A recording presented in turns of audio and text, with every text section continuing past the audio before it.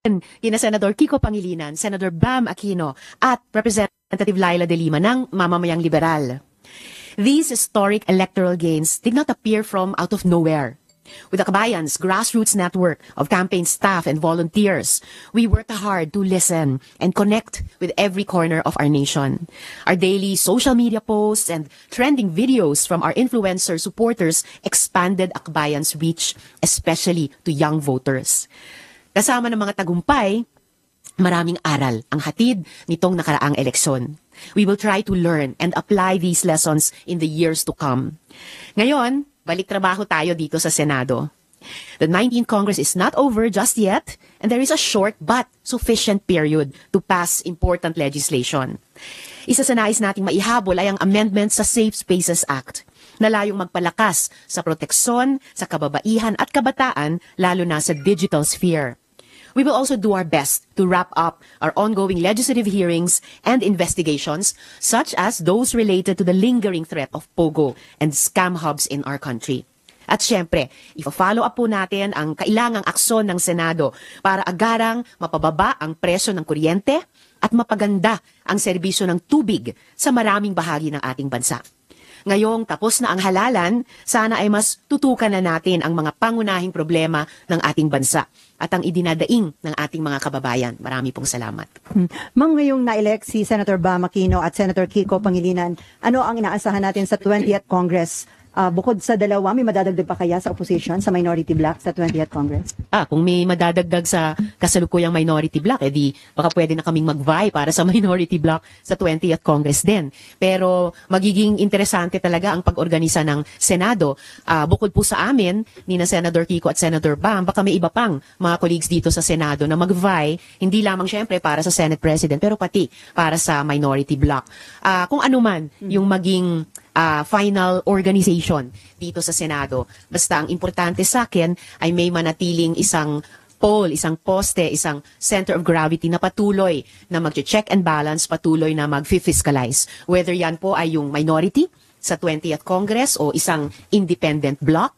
At yun po yung mga pinag-uusapan namin ni na Senator Kiko at Senator Bam mula nung nakaraang taon. And work in progress pa rin po yun kung ano yung magiging desisyon po namin and final shape namin dito sa Senado. Ma'am, yung Duterte bloc, kiniklaim din nila na opposition sila. So, ano po yun? Magkakakaya ng dalawang klase ng opposition sa Senate? Magandang tanong yun. Kung sinasabi nilang opposition sila, senyales na naghahanda silang mag-vie para maging minority bloc or minority dito sa Senado. Kung makukuha nila yung label ng minority, may option pa rin po ako or kami kung magdesisyon po kami na isang independent bloc na magpapatuloy talaga sa pag-check and balance, magpapatuloy sa pag-fiscalize at pati sa labas ng Senado, magpapatuloy sa pagbubuo ng oposisyon pareho sa Duterte at kina Presidente. So malabo magsama itong genuine opposition at saka itong Duterte bloc na nag-claim na opposition na rin po sila? Well, wala po akong planong sumali sa isang Duterte bloc. Pwede pong lahat kaming mga colleagues dito sa Senado ay patuloy na makipagtulungan sa mga usapin ng common advocacies. Ito man ay proteksyon sa kababaihan. Ito man po yung iba pang binanggit kong priority legislative agenda pa rin sa huling 2 linggo ng sesyong 19th Congress, pati sa mga public services at utilities tulad ng tubig at saka kuryente at yung pagsugpo sa POGOs. Pero sa mga usaping politikal at mga susunod na elektoral, tingin ko importante panatilihin at lalong palawakin, lalong palakasin yung pole na oposisyon. Sa Senate Presidency, meron ka bang balita, ma'am? May mga nag-a-aspire na ba na nakikipag-communicate sa inyo para kuhanin ng suporta? Wala pa naman po. Well, yung mga nababalitaan ko ay pareho sa mga nababalitaan ninyo at ibinabalita rin ninyo sa amin at sa ating lahat. And of course, that will be a matter for the majority to decide. Okay, RG. Would you be interested in the minority leadership? Ikaw mismo yung mag-minority leader. Of course, yun naman yung pangarap ng alinmang minority of an outgoing Congress, lalo na kung nakapagpanalo ng mga dagdag na kaalyadong senador, halimbawa, ay magbuo pa rin ng minority sa susunod na Kongreso. But as in everything sa pag-organize ng Senate, it's a matter of numbers. So kung, ayun, itutukoy ng majority yung Senate President, posible na yung ibang bloke na may susunod na pinakamalaking bilang ng miyembro ay i-claim nila yung minority. Kahit ganun ang mangyari, may plan B pa rin naman ako, which is the independent bloc. Ma'am, you're totally ruling out joining the majority. Para sa akin, sapat na yung nakaraang 9 na taon. Marami-rami ang napagtulungan sa mga miyembro ng majority. Depende sa mga advocacies. Maraming happy bills na itinawag. Maraming investigasyon din. Maraming budget interventions. Pero para sa akin, para maging consistent sa nakaraang 9 na taon at lalong maging consistent sa mga susunod na taon hanggang 2028, 2034, 2040, importanteng manatiling consistent na hindi sumali sa majority, lalo na kung hindi naman ako kaalyado ng administrasyon, at mag-provide ng alternative pole or center of gravity para sa mga opposition and in the other independent forces, pati sa labas ng Senado. Ma'am, yesterday, the President said na ayaw niya na ng kaaway, gusto niya ng unity. Again, we heard that word again. Kayo, ano ang posisyon niyo dyan?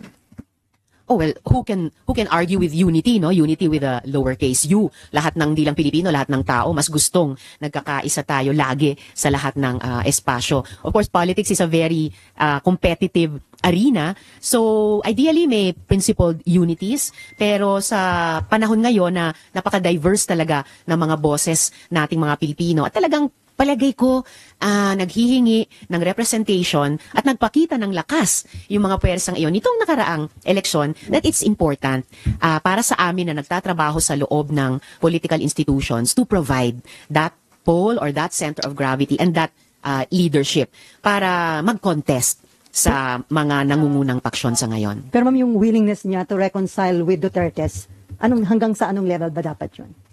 Good luck po sa kanila kung papaano nila magagawa yun. Of course, the level, it's up to them to determine. Ako, mas nakatutok ako sa pag-isahin namin, hamigin, i-consolidate namin lahat ng mga puwersang sumuporta sa Akbayan, sa Kikobam, pati sa ML, Party List, and take that ball and run with it forward. Pero ma'am, yung reconciliation, it doesn't mean na kalimutan na kung ano man yung mga kinakaharap na mga issue at kaso ng ilang pamilya doon. Well, since si Presidente ang nagbabanggit ng reconciliation, siya at sila ang kailangang mag-set ng terms. Hindi naman ako, wala naman akong makialam doon. Mas talaga tututok ako sa isang tunay na pagkakaisa sa hanay namin. Okay, ma'am. Nabanggit nyo kasi paulit-ulit yung 2028. Yes, It's also in everybody else's minds. We're an election-crazy country. Would you now consider running for president?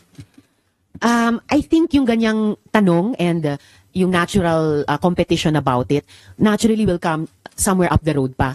Pero ang priority ko sa ngayon, at sinasabi ko yun sa lahat ng mga kasama at kaalyado, lalo na itong unang 9 na buwan after the election, pag-isahin talaga, hamigin, i-consolidate.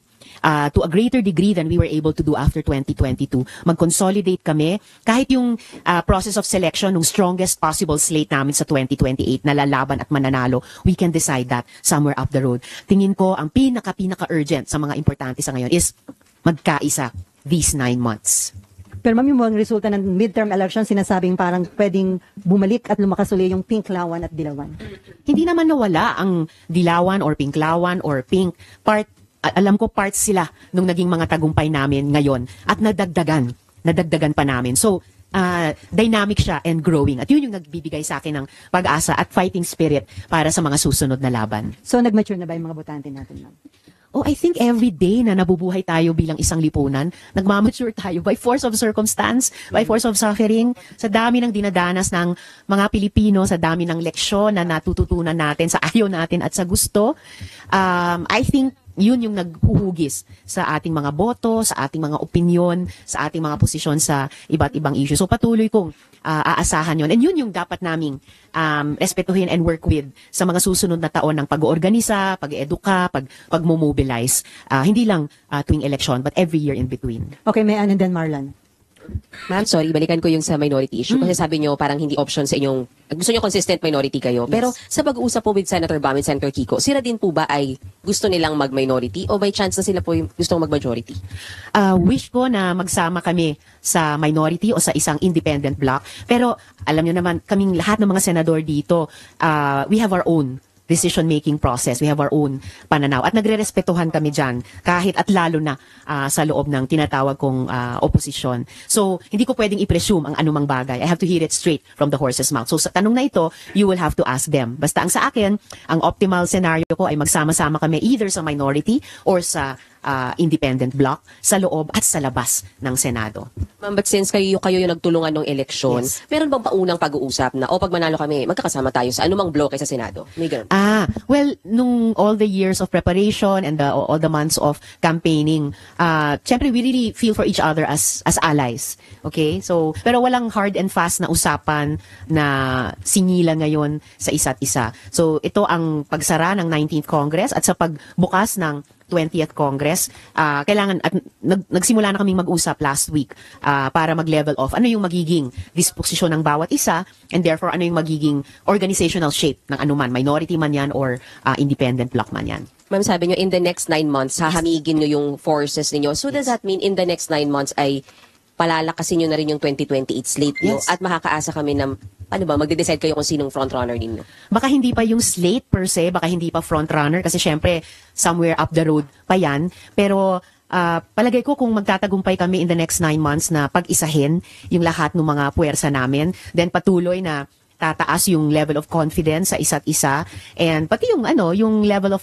confidence and comfort going into a selection process somewhere up the road pa, siguro many months pa or a few years from now. Pero at least mas magkakapalagayan ng loob. Last na for me, ma'am. What's with the next 9 months? Bakit kailangan nyo doon palakasin yung pwersa nyo? Do you feel most powerful since ang ganda nga ng resulta po ng election po nito midterms, kaya kailangan i-combine nyo na yung forces nyo as early as possible? I do feel na mas nakapag-accumulate kami ng kahit konti pang mas maraming kapangyarihan sa ngayon as affirmed, as validated ng ating mga botante. So yung hindi namin na-maximize na pagkakataon ng 2022 na mag-consolidate, we have that rare second chance now. And bakit ba 9 months? Ewan ko, baka dahil panahon ng pagbubuntis. So, magbuntis kami ng ganito and sa pagkatapos ng 9 na buwan, manganak kami ng isang mas malakas pa, mas consolidated at mas may potential na opposition. So dun sa 9 months, ma'am, i-consider nyo ka naman yung mga lesson na natutunan nyo nung tumakbo si BP Lenny sa pagka-presidente. Marami ba kayong natutunan dun na lesson, yung mga anumang shortcomings o kapalpakan? Well, yung mga lessons namin nung 2022, medyo may pagka-anecdotal pa rin kasi hindi pa namin natapos yung evaluation process noon. At importanteng inputs yon. Pero mag-e-evaluation process kami dito sa performance namin sa 2025 midterm elections para mas ma-internalize namin, mas ma-institutionalize din sa institutional memory ng oposisyon sa Pilipinas at para ma-apply namin, matutunan namin at ma-apply namin sa mga susunod na electoral contests. Sino makakasama nyo dun sa gagawing assessment na yan? Well, lahat ito ay happening simultaneously, yung pag-uusap sa aming tatlo ni na Sen Kiko at Sen Bam, yung pag-reach out sa mga puwersa ng isa't isa, no? So yung mga partido namin, yung pag-reach out sa iba pang mga allies, yung pag-reach out sa mga kaalyado din sa iba't ibang mga institusyon. May sariling proseso, yung mga kasama sa House. Gusto kong makapag-reach out sa mga kaalyado namin sa mga local government units at sa iba pang mga bahagi ng gobyerno na may mga kadiwa kaming nagtagumpay din. So before Marlon, ma'am, possible na sa 20th Congress, 3 block magkaroon sa Senate, minority, majority at independent block? Posibleng-posible or highly probable or sigurado. Kasi kahit siguradong may mabubuong majority, siguradong may mabubuong minority, at least those two. So, yun sigurado. And probable, kung ibang bloke ang makakuha ng title ng minority, magi-independent. Magkakaroon talaga ng independent block. Okay, Marlon. Ma'am, balikan ko lang yung tanong ni RG kanina. So, open po kayo or you're considering the possibility na kayo yung maging standard bearer ng liberal progressive sa 2028? Alternative dun sa Duterte at kung sino man yung susuportahan ni Presidente Marcos? There will certainly be a progressive or reformist alternative. So, may at least third slate, may at least third candidate. Hindi ko pa talaga alam kung sino-sino iyon. Kasi magiging bahagi yon ng selection process na I'm hoping madesenyo namin after the first 9 months ng pag-unify ng mga puwersa namin. But you're open to that possibility na kayo yon and you're not saying no? I'm not saying no. I'm open to all possibilities. At yun yung hinihingi ko din sa lahat ng mga kasama sa opposition or independent bloc na maging bukas kami sa lahat ng possibilities at sa isa't isa, alang-alang sa opposition at alang-alang sa ating mga kababayan. Will you also be open to cooperating, coordinating with other political blocs na anti-Duterte, anti-Marcos. For example, yung mga NDs or yung iba pang independent na politiko. May experience na kami working together with other blocs sa Democratic Left, and may mga sections na nandun na sa hanay ng sumuporta sa Kiko Bam, Akbayan, ML, etc. na meron na ring historic working relationships with other forces beyond yung nakasanayan naming DemLeft. So, let's see kung paano mag-evolve yung confidence building process. Basta dito sa first 9 months, unification muna dun sa mga magkatrabaho nitong kampanya at saka yung may historic working relationships na and yung that level of confidence and trust in each other. Pag nagawa namin yung homework na yon, yun yung solid core from which we can further expand or explore. Kung considering yung naging result ng midterm election, sa tingin niyo naghahanap na ng alternative ang publiko? Napagod na ba sila sa mga political bickerings, yung mga bangayan? I would like May to ganun kayong believe observation? na ganun. Well, ganun yung isang hopeful understanding ko sa mga resultang ito, sa outcome na ito, na by human nature, napapagod ang mga tao sa away, at the same time, na-appreciate nila yung palaban, and at the same time, gusto nila na may mga positive proposals. So, hindi lang panay away, pero may principle na stand din sa mga away, at saka may solutions na gustong buuin kasama ng mga tao, kasama ng mga botante. At yun yung gusto kong mas ma-generate namin sa opposition in the next months and years. Okay, before si Baby Lynn, sining pa lang may patanong, ano daw yung mga committee chairmanship na inyong tatargetin sa 20th Congress? Well, kung may committee chair pa ang at least independent bloc or optimally minority, of course, gusto kong manatiling chair ng Women, Children, Family Relations and Gender Equality Committee. And I think sa mga susunod na taon din, lalong magiging importante yung mga komite na may kinalaman sa ating ekonomiya. Kasi dun talaga patuloy at lalong umaaray at projected na lalong aaray yung ating mga kababayan ang mga usaping pangkabuhayan. Hindi daw target ng grupo niyo yung Blue Ribbon at Agriculture Committee? Wow, wish ko lang. Kung abogado lang ako, wish ko lang makapag-vie para sa Blue Ribbon. Talagang ma-optimize, mamamaximize sana namin yun. Yung agri, syempre, walang ibang subject area expert dyan sa buong Senado, kundi si Senator Kiko Pangilinan. Ngayon wala na Senator Cynthia, so pwede na. Okay, Baby Lynn. Good morning, Senator Risa. Good morning, Sally. I would just like to know how you would define minority. Will there be a genuine minority, simple minority, real minority? How will you categorize that, and how will they impact legislation, the impeachment proceedings? How will the dynamics be, ma'am? Salamat. The dynamics have always been interesting. We can look back on many precedents ng genuine or real minority.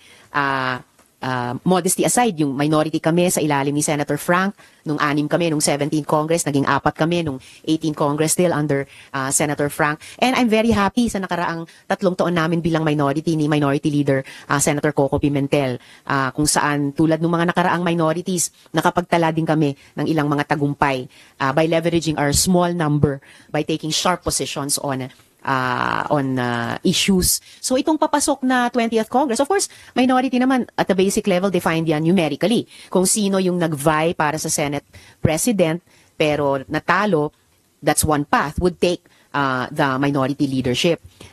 Nababalitaan natin, merong ding blocking ngayon na posibleng mag-vie for minority leadership by simple fact of their having the possibly second biggest number as of now. Siyempre, lahat ng mga numbers na yun will be made of record on the floor only during the election. So, yun. And that's why I said na kung may ibang bloke na makukuha yung title ng minority at hindi kami nagaling sa opposition or independent forces, that's why option yung independent bloc. Yung usapin ng impeachment, of course, weighs heavily, as it did during the campaign, weighs heavily on paano organisahin ang Senado. So yun, I think there are numerical but also substantive basis sa pagbubuo ng minority sa ngayon, and are failing to get that title, at least an independent bloc. And importante, lalo na leading up to 2028. Okay, before RG and Mean, ma'am, kahit na open nga si Presidente na makipag-reconcile kina BP Sara sa mga Duterte, obligasyon niyo pa rin na ituloy itong impeachment trial laban kay Vice President Sara Duterte? Well, obligasyon po ng Senado yan, batay sa konstitusyon dahil tinransmit ng House yung kanilang articles of impeachment sa amin. And napansin nyo naman, kahit during the campaign, may nasimulan lang ilang preliminary steps. Yung mga simpleng pagpapasukat para sa impeachment robes, maya't maya sumasagot si SP sa mga tanong ninyo tungkol sa impeachment. So, I expect that as a matter of course, ayon sa utos ng konstitusyon, sisimulan na namin yung mga further preliminaries nitong susunod na session. Pero with the new composition daw ng Senate, malaking chance na ma-acquit si VP Sara. Do you think so, ma'am? I think tulad sa kasalukuyang komposisyon ng Senado, magiging pahirapan for either side. Ipaglalaban ang bawat boto because we have yet to hear even the first piece of evidence at doon naman kami babatay at dapat bumatay bilang senator judges na exercising neutrality. We have yet to hear the first voice of the first prosecutor to present the first evidence on the first article of impeachment. So kumbaga nasa genesis pa lang tayo. So kahit it is a political process, you're hoping na ibase ng mga kasamahan nyo yung kanilang boto, depende sa ebidensya na may pipresenta, ma'am. Yun yung dinedemand ng Constitution sa amin. And sa Senate, we always presume good faith on the part of each other. So yung ugali ko, yun din yung inaasahan ko sa mga colleagues. Okay, RG, and then may... Ay, sino pala? Sorry. Mab first. Si Mab muna, Mab. Kanina pa nga pala si Mab, sorry. Ma'am, going back lang po dun sa Senate presidency, meron na po bang kumausap sa grupo ninyo? Because we have heard na Senator Cheese and former Senator Tito Sotto actually talked to some groups daw po. They haven't talked to us as a group. Or even individually. They haven't talked to me individually. Text message mo. Wala rin text message. At most. Pero take note, ang minority, kahit pag hindi kinakausap, nagsasalita. Ma'am, linawin ko lang po, kasi di ba when we talk about blocks, usually parang, okay, pare-pareho tayo ng boto. Would it be the same for you and your group? On bills and what? Yes. Well, sa karanasan ko sa nakaraang tatlong minorities, kanya-kanyang boto pa rin. But of course, we talk. May kumbinsihan or minsan, ang best case scenarios, may usapan na, pare-pareho naman ang pananaw natin, so pare-pareho ang aming mga boto. But as you have observed, may mga pagkakataon din na may divergences. And it would be the same during the impeachment trial? Each senator judge, of course, has to cast his or her vote. Ang pinapresume ko lang ay unanimity sa disposition, sa ugali na neutral senator judges voting on the basis of the evidence presented.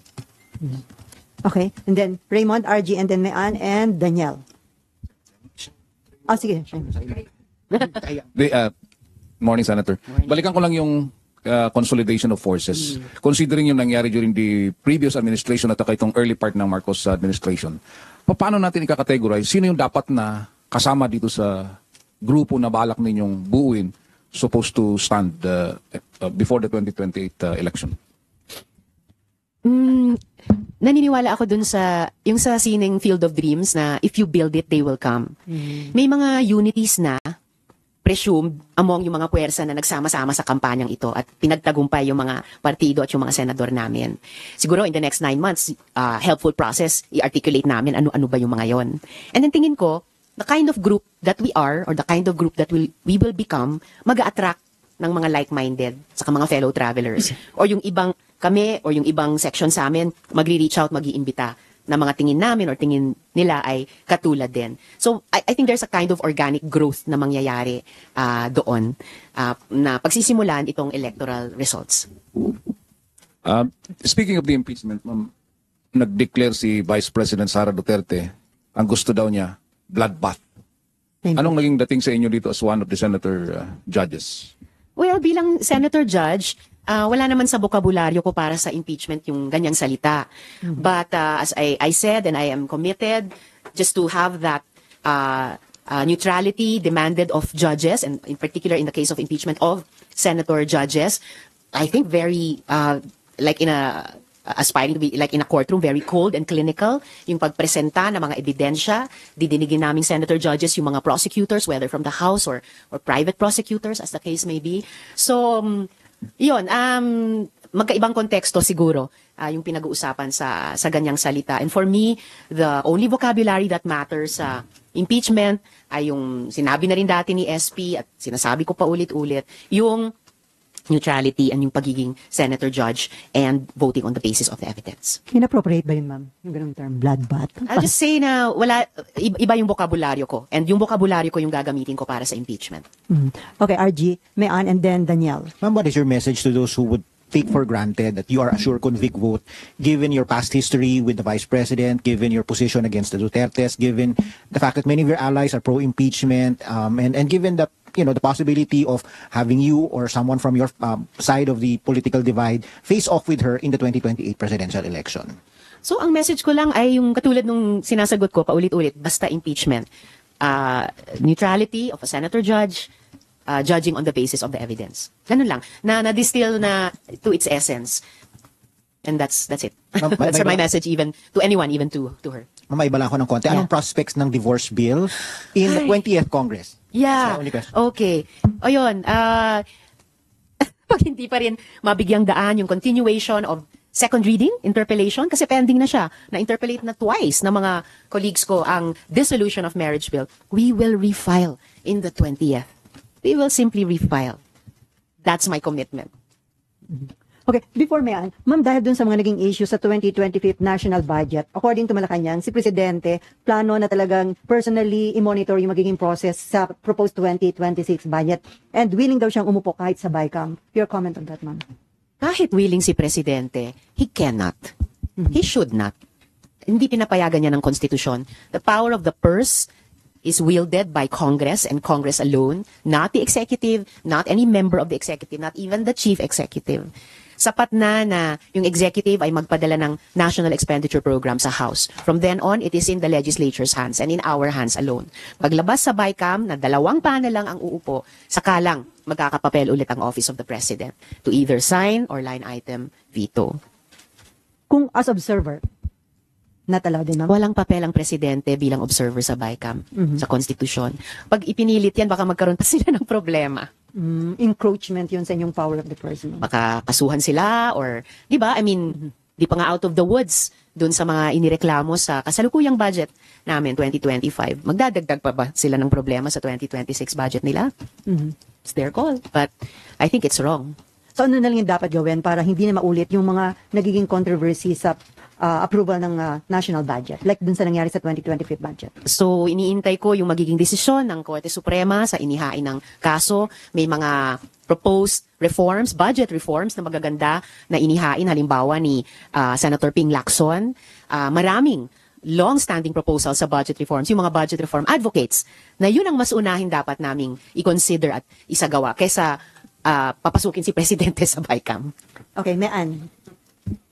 Ma'am, actually yung sa bloodbath din yung tanong ko. So, kayo po muna, how are you preparing or prepared na po ba kayo to be a senator judge for the upcoming impeachment? I am preparing with my legis team.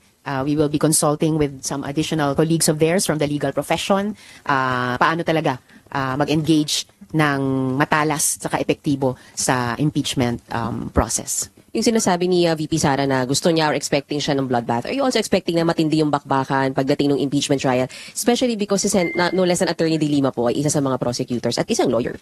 Well, I'm expecting matindi ang bakbakan sa ipepresent na mga ebidensya. And I'm actually very excited sa process. Unang pagkakataon itong magiging senator judge ako. I've observed trials in courts before. I've been a witness in an impeachment trial before, but first time kong magiging senator judge. So ganyang ka-importante at kabigat para sa akin ito at ganyang kaseryoso kong pinaghahandaan at paghahandaan. Sana lang ma'am, believer kayo ma'am na pwede talagang tumawid ng diretsyo sa kabilang kongreso kasi may mga senators that they believe na kung yung simpleng bill nga nire-refile, ano pa ba yung impeachment complaint kapag tumawid to another congress, na kailangan din daw i-refile. Kayo po, believer kayo na pwede talaga siyang tumawid? Based on yung mga legal opinions na nabasa ko na, sumasang-ayon ako na pwedeng tumawid. Besides, ang impeachment process, hindi naman siya legislative process tulad ng pagdinig at pagpasa ng mga panukalang batas. Hindi siya katulad ng proposed budget na kailangang matapos sa loob ng isang fiscal year.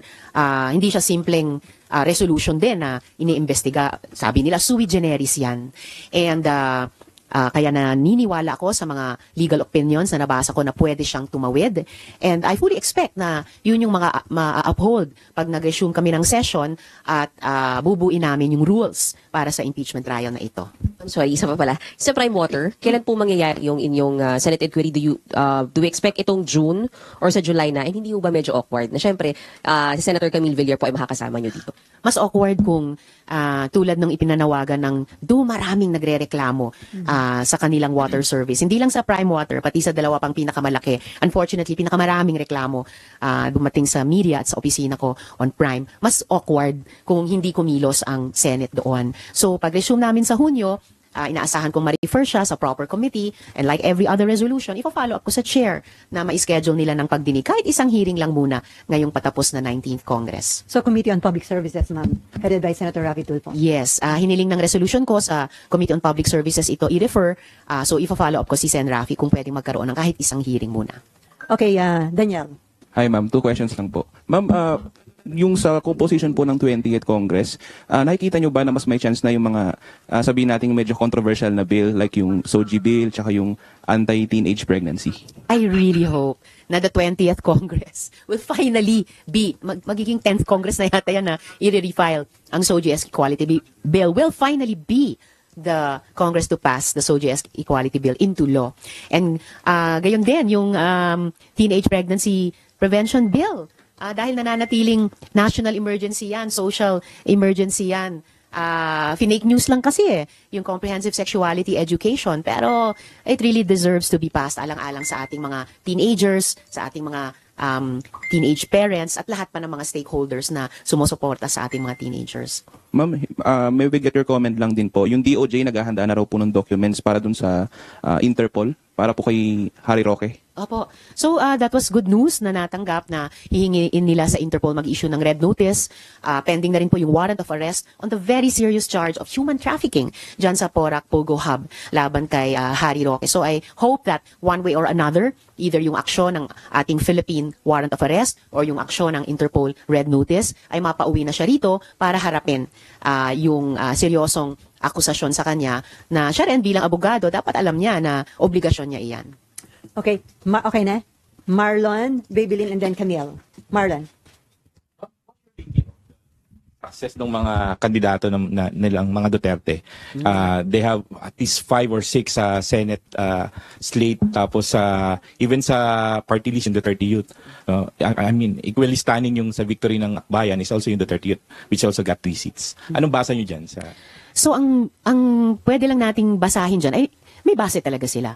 May suporta talaga sila sa mga botante. So, that remains an important part ng populasyon natin at ng voting population natin na patuloy na kailangang i-engage. But do you acknowledge that a large part of their victory is dahil dun sa nangyari kay former president, yung pagkaka-arrest ng pagkalipat niya sa dahig, and then yung impeachment kay VP Sara?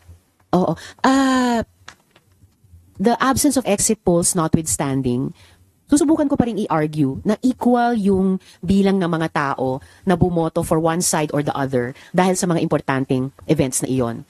I would believe na marami ring Pilipino ay naniwalang yung ICC ay simula na makapag-deliver ng hustisya sa mga balo at mga ulila ng extrajudicial killings. And I would believe na marami ring Pilipino ang naniniwala na yung impeachment process ay isang proper na constitutional process na magsingil ng accountability sa kahit sino sa aming mga nagtatrabaho sa gobyerno. So, yun. And having said that, I recognize na may suporta at may base talaga sa ating populasyon. Oo, yung mga nanalong senador sa hanay nila. And how will that affect your preparations po to 2028 and your efforts to consolidate the forces of liberal progressives? Ang influence niya sa akin is that first of all, kailangan patuloy na mag-engage. Never na putulin yung komunikasyon, never na putulin yung engagement, even on some difficult issues. And nabanggit natin kanina yung ekonomiya, Senador. Lahat ng mga Pilipino ay umaaray, lalo na sa mga economic issues.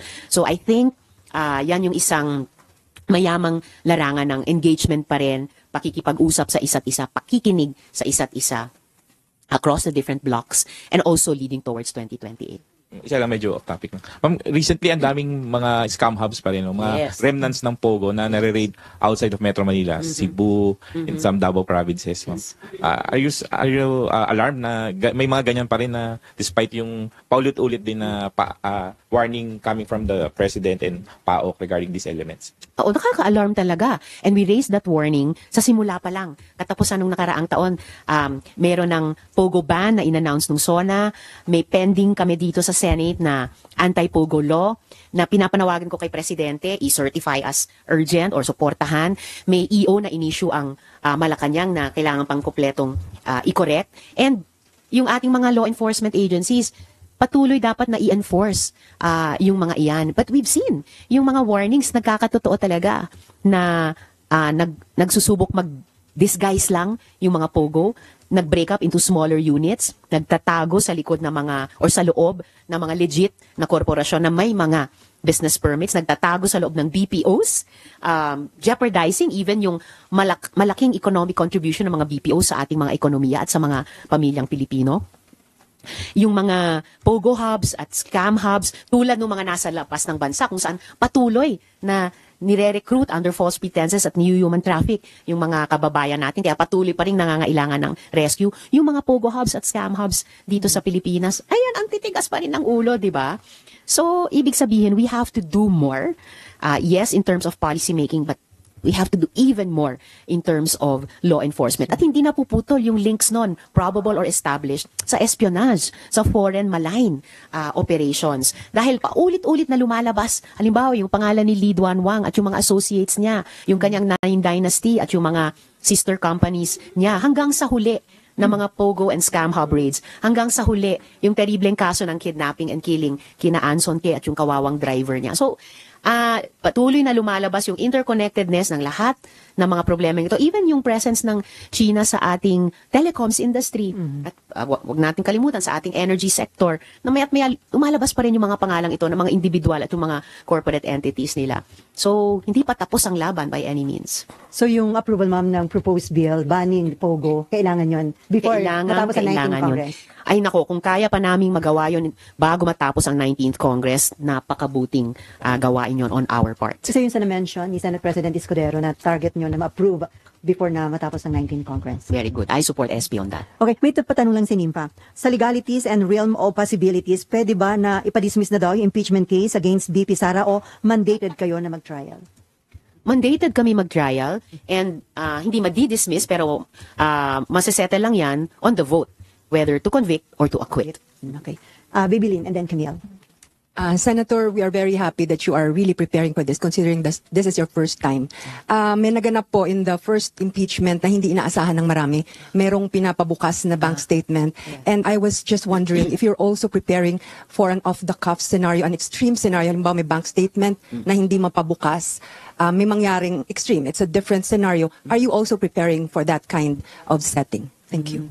Well, unforgettable nga, di ba, yung hindi pagpapabukas sa so-called second envelope sa unang impeachment process na iyan.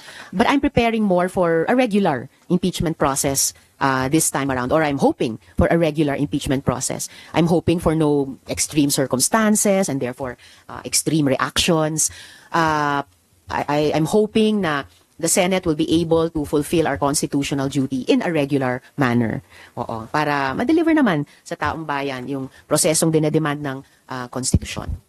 Good morning, Senator Camille po.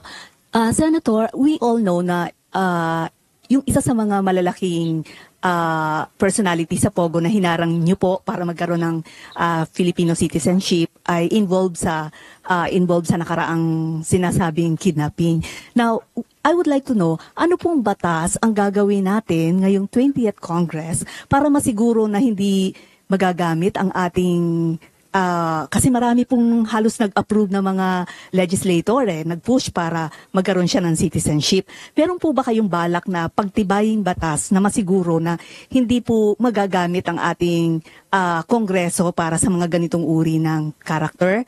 And second question po, since this is related to treason, may balak po ba kayong mas palakasin at bigyan ng focus ang batas sa treason? Lalo pa marami pong nagsasabi na napakarami na pong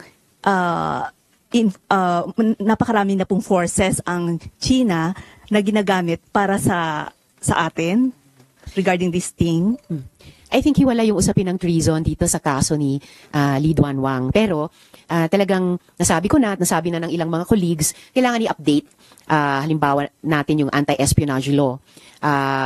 Keeping in mind yung napaka-threatening sa atin sa ngayon nung mga at least dalawang national defense or national intelligence law ng China na mukhang ginagamit niya laban sa atin. Kailangan din nating i-update yung usapin ng treason na mag-a-apply din ba siya at paano din ba siya mag-a-apply. Hindi lang during times of war, na yun yung konteksto niya sa ngayon, but also during so-called peacetime tulad ngayon.